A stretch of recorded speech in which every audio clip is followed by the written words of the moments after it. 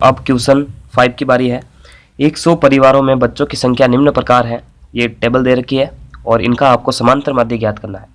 अब देखो, अब तक जो हमने क्वेश्चन 1 से 4 करे हैं उसमें पहली लाइन x थी, दूसरी थी f, तो इसको कैसे एडजस्ट करेंगे? तो हमेशा ध्यान रखना, अगर इस तरह से टेबल बनी है तो पहली जो पंक्ति है वो होती है x और दूसरी होती है f।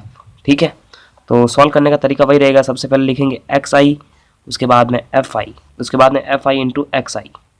ठीक है, तो जो xi है वो पहली पंक्ति के मान है, तो ऊपर से लगाकर नीचे तक मान लिख देना अपने को 1 2 3 4 5 6, 1 2 3 4 5 और 6। उसी तरह f के भी मान अपने को लिखना है, ये रही f के मान, तो 45 25 19 8 2 और 1। अब f इंटू x, तो आपको बस इनको इनसे मल्टीप्लाई करना है।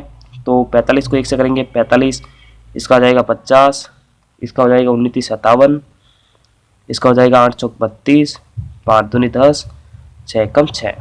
तो कुछ तो बहुत ही नॉर्मल आएंगे और कुछ टफ आ सकते हैं। ये करने के बाद में अपने को जो है इसको टेबल के अंदर बंद करना है इस तरह से, क्योंकि ऐसे क्वेश्चन को इस तरह से ही सॉल्व किया जाता है। ठीक है, तो ये चीज़ आपने अगर भूल गए आप तो आपके मार्क्स कट सकते हैं। इसका इस तरह से एडजस्ट करने के बाद में आपको एक कॉलम नीचे एक्स्ट्रा बनाना है। क्यों बनाना है? क्योंकि वो सूत्र इस पर डिपेंड करता है। कैसे? तो एक बार फॉर्मूला लिख देता अपन, समांतर माध्य बराबर एक्स बार बराबर होता है sigma F I into x बट्टा सिग्मा एफ एक्स बट्टा सिग्मा एफ। ठीक है, ये होता है।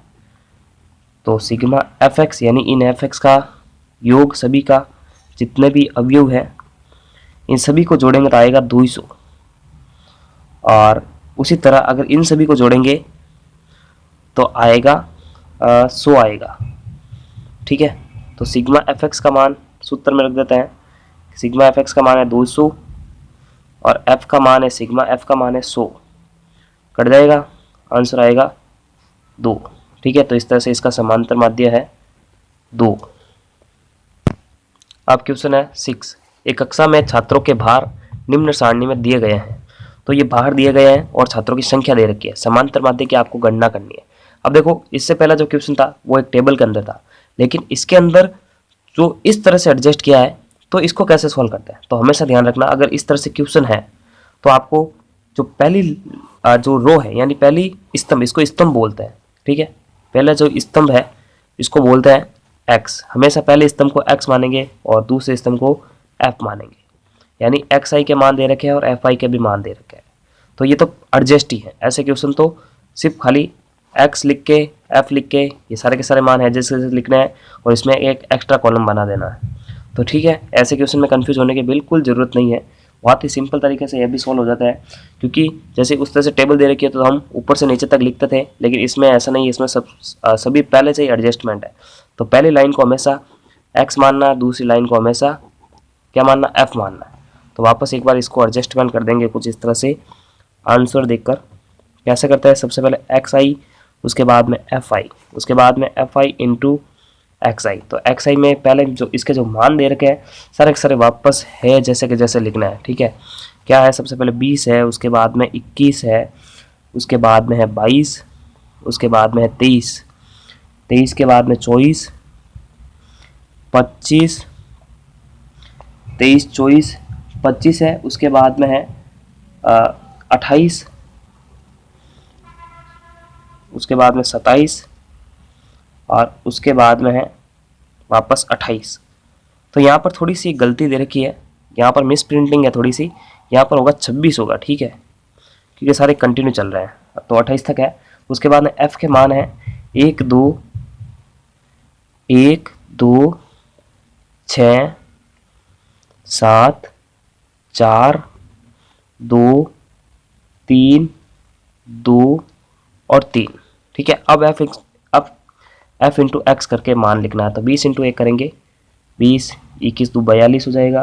उसके बाद में 132 है, उसके बाद में 161 है, उसके बाद में है 96, उसके बाद में 50, उसके बाद में 78, उसके बाद में है 54 और उसके बाद में 84। ठीक है, ये करने के बाद में इसको सारणी में बंद करना है कुछ इस तरह से।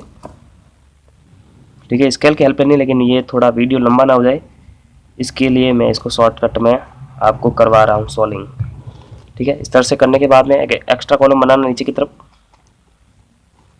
उसके बाद में इसको इस कॉलम को छोड़ देना है, इसमें सिग्मा fi का मान और इसमें सिग्मा fi इंटू xi का मान। ठीक है, तो देखो इनको सभी को जोड़ेंगे तो आंसर आने वाला है 30, और इन सभी को अगर जोड़ेंगे ना तो आंसर आएगा 717। ठीक है, 717 आएगा। अब समांतर माध्य का सूत्र हमें पता है, x बार बराबर होता है सिग्मा fi इंटू xi बट्टा सिग्मा fi। तो fx का मान है, सिग्मा fx का मान कितना है, 717 है। तो 717 में भाग देंगे अपन सिग्मा f का, कितना है 30। तो जब इसको डिवाइड करेंगे तो आंसर आने वाला है 23.9। ठीक है, 23.9 इसका समांतर माध्य आएगा। तो इस तरह से 5 और 6 क्वेश्चन सॉल्व हो जाते हैं। आगे आने वाली वीडियो के लिए मैथ्स विद एमपी सर को सब्सक्राइब करें और बेल आइकन को प्रेस करें।